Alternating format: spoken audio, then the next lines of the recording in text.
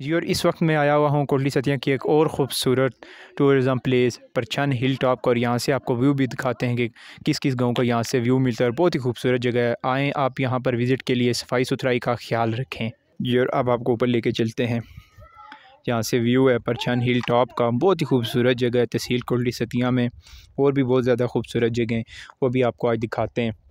और वीडियो देखने वाले तमाम दोस्तों से रिक्वेस्ट की जाती है कि काइंडली हमारी वीडियो को शेयर करें, और अगर YouTube पे देख रहे हैं तो चैनल को सब्सक्राइब करें। ये इसको इस्तेमाल करें। इसके पास भी पड़ा हुआ है गंद वगैरह, जो लोग आते हैं यहाँ पर इसको इस्तेमाल करने के लिए लगाया गया है। इलाके की खूबसूरती को ख़राब मत करें।